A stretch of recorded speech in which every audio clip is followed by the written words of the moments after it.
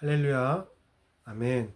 오늘 은혜 받으신 말씀은 로마서. 할렐루야, 아멘. 오늘 은혜 받으실 말씀은 로마서 11장 11절에서 24절 말씀입니다.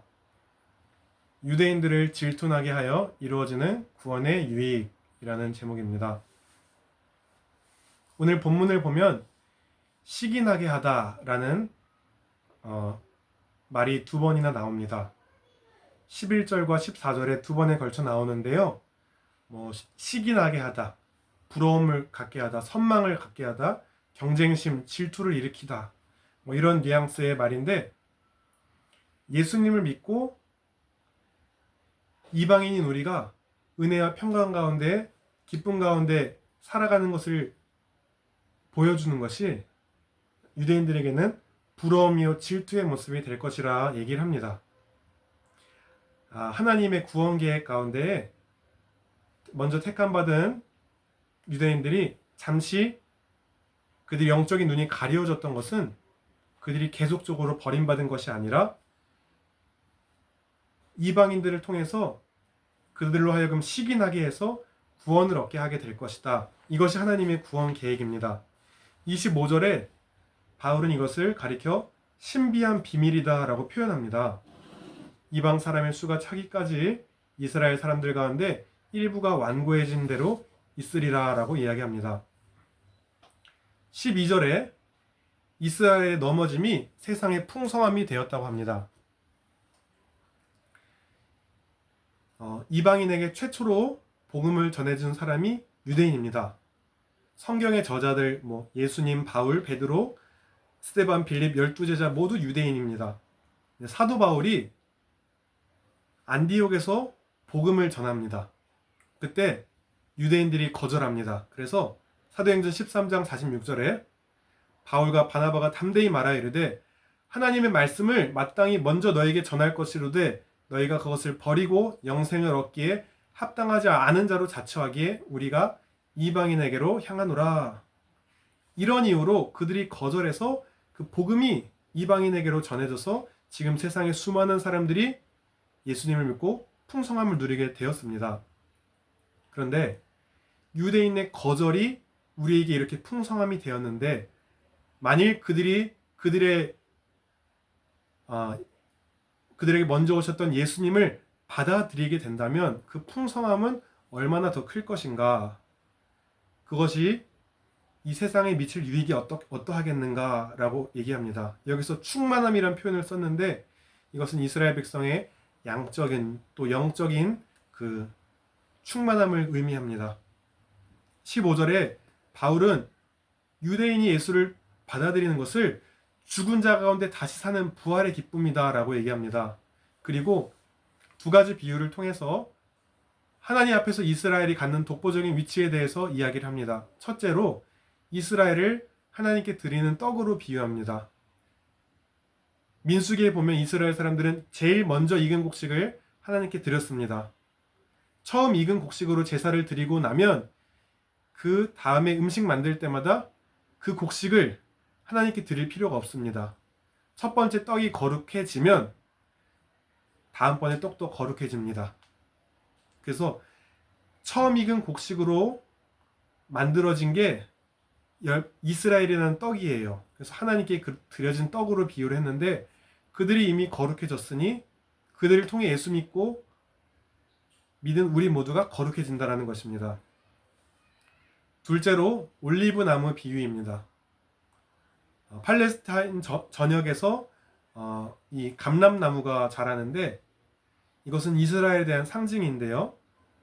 접붙임이라는 것에 대해서 바울이 오늘 얘기를 하는데, 원래 가지에서 이 원 나무에서 가지가 있는데 이것이 뜯어져 나갔어요. 그런데 전혀 다른 이방 나무에서 가지가 꺾여져 나왔는데 이거를 원 가지에 붙였다. 이것을 바울이 설명을 합니다. 예수님은 참 포도나무이십니다. 이제 나무로 비유를 했는데 오늘 비유에서 올리브 나무를 들어서 참 감람나무였던 이스라엘이 예수를 안 믿으니까 이 원 나무에서 꺾여졌어요. 그 대신에 저기 야생의 이방인이었던 우리가 그 뜯어진 가지가 예수님에게 딱 접붙여졌어요. 그래서 이 나무 대신 예수님과 이스라엘이라는 이 뿌리를 통해서 17절 말씀처럼 우리도 이스라엘의 뿌리의 진액, 즉 영적인 양분을 얻고 풍성한 삶을 누리며 살게 되었습니다. 그래서 우리가 지금 잘 접붙여져서 이 원 나무에 붙어 있다고 해서 저 꺾여져 나간 원 가지를 향해서 교만해서는 안 된다라는 말입니다. 그리고 이 접붙여진 가지의 뿌리가 어디냐? 그것은 이스라엘이다. 그래서 21절 말씀처럼 아끼는 원 가지도 꺾어버리셨는데 우리도 교만하면 내버림을 당할 수가 있다. 그리고 23절 24절 말씀에 저 야생 가지였던 우리도 본성을 거슬러서 예수님께 잘 접붙여졌는데 하물며 예수님이 어떠신 분입니까? 그도 유대인이시고 구약의 율법을 완성시키러 오셨다 라고 말씀하셨습니다. 그런데 구약과 모세의 오경에 능통한 유대인이 그 속에 있는 예수님을 잘 발견하기만 한다면, 그 예수님을 영접하면 훨씬 더 깊고 정확하게 예수님이란 나무에 잘 접붙여질 수 있다는 것을 얘기합니다. 그래서 복음이 먼저 유대인들을 통해서 우리에게 전해졌기 때문에 우리가 빚진 마음으로 그들에게 다시 전해야 되는 것입니다. 우리가 뿌리에게 복음을 전한다는 감사한 마음으로, 겸손한 마음으로 그들에게 복음을 전하는 것이지요. 18절 말씀처럼 가지가 뿌리를 지탱하는 것이 아니라 뿌리가 가지를 지탱한다는 사실입니다. 우리 이방인의 구원은 이스라엘을 통해 이루어졌고 이스라엘의 구원은 이방인을 통해서 얻게 하실 것입니다. 온누리교회 고 하영주 목사님도 이런 말씀을 하셨죠. 세계 선교를 항아리에 물을 채워 넣는 것으로 비유한다면 구멍 뚫린 곳에 구멍을 막는 것이, 구멍 뚫린 병에 구멍을 막는 것이 이스라엘 선교를 하는 것이다. 우리가 열방의 선교를 한다고 하면서 많은 항아리에 물을 붓고 재정과 기도와 여러 가지를 붓지만 그것과 더불어 이스라엘이 회복되면 이방인들이 걷잡을 수 없이 돌아오게 되는 일이 있을 것이다. 그리고 그들이 회복되면 우리와 이 온 세상 가운데 임할 영적인 유익은 말할 것도 없다. 그래서 우리가 오늘 바울처럼 이방인들로 하여금 시기나게 해서 유대인들이 돌아오게 될 것이다. 그렇게 하려면 우리와 다른 언어와 문화와 그들의 상처, 그들을 잘 이해하고 그들을 연구하고 그리고 어떻게 하면 우리가 그들을 시기나게 할 수 있을까 고민하면서 복음을 전해야 되겠습니다. 하나님은요, 질서의 하나님이십니다. 가정에도 남편과 아내, 또 교회에도 또 하나님이 직임을 맡기셔서 그 기관들을 섬길 수 있는 그 질서의 하나님이십니다. 그런데 하나님은요, 이스라엘을 통해서도 이스라엘 회복될 때 열방에 풍성한 축복이 임하게 되었다. 임하게 하실 것이다. 이것은 누구를 더 사랑하고 덜 사랑하고가 아니라 하나님은 누구나 다 사랑하시지만 각 나라에 대해서 다른 목적과 방향을 갖고 계시다. 그래서 우리가 이것을 깨닫고 하나님의 계획에 따라 유대인의 구원을 위해서 기도하고 복음을 전해야겠다. 그렇게 생각해 보게 됩니다. 그러면 제가 생각했을 때 어떻게 하면 이스라엘을 시기나게 해서 그들로 구원을 얻게 할 수 있을까 고민해 보게 되었습니다. 그것은 그들 이스라엘의 하나님만이 아니라 우리의 하나님이 되시는 그 예수님을 우리가 더 깊이 사랑하고 누리며 예수님 안에 감사하며 살아가는 삶을 살아가는 게 아닐까 생각해 보게 되었습니다.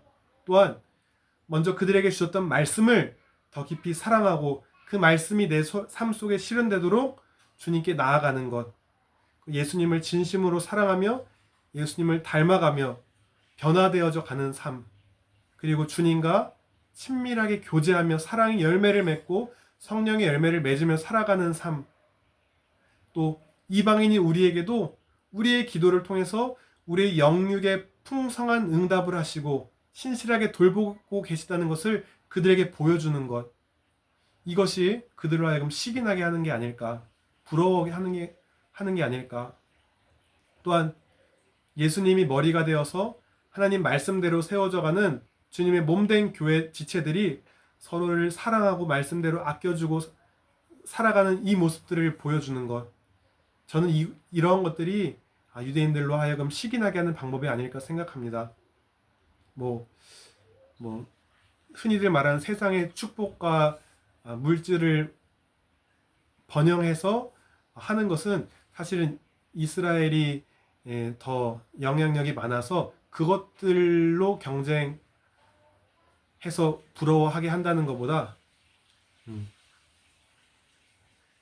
우리도 주님 안에서 누리게 되는 그 본질적인 주님을 소유함으로써 누리는 그 영적인 풍요함이 그들에게 전해질 때 그들이 진짜 부러워하지 않을까 생각해 보게 됩니다. 이방인인 우리도 유대인에게 복음을 전할 수 있습니다. 그리고 그것이 하나님의 구원 계획의 방법입니다. 기도하는 가운데에 우리가 그들에게 복음을 잘 전해서 변화되어져가는, 먼저 예수님으로 변화되어져가는 나를 통해서 내 주변 공동체들이 변화되고 그것들을 통해서 그들이 아마 마음문을 열고 복음을, 예수님을 영접하게 되지 않을까 생각합니다. 그리고 그것이 우리 개인과 열방에 임할 말할 수 없는 풍성함으로 돌아오게 될 것입니다. 이것은 하나님의 약속이기 때문에 그렇습니다. 바라기는 우리를 통하여서 먼저는 예수님으로 인해서 내가 성령과 온전히 연합해서 살아가면서 내 자신이 변화되어져 가는 삶, 먼저 누구에게 증거하기 전에 내가 알 것 아닙니까? 내가 주님으로 완전히 연합하여 살아가는 삶이 내가 세상 어떤 것보다 바꿀 수 없는 귀한 것이고, 그것들이 자연스럽게 흘러가서 내가 섬기는 가정과 교회와 직장과 모든 영역들에 흘러가서 정말 예수님의 말씀대로 열매들을 맺어가는 삶을 볼 때에 유대인들이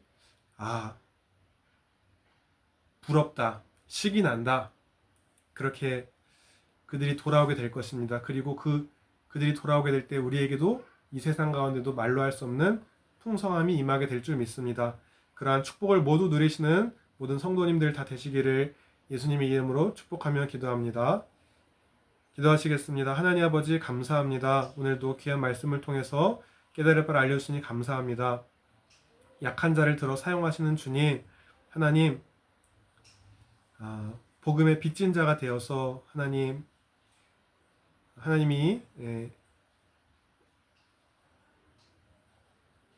유대인들에게 복음을 전하며 우리의 변화된 삶, 예수님으로 인해서 누리게 된 그 놀라운 것들을 자연스럽게 증거하며 함께 그들도 이 풍성함을 누리게 되는 축복의 통로로서 우리를 사용하여 주시고, 하나님 나라의 완성을 위해서 하나님 그렇게 쓰임받는 우리 모두 될 수 있도록 인도해 주시옵소서.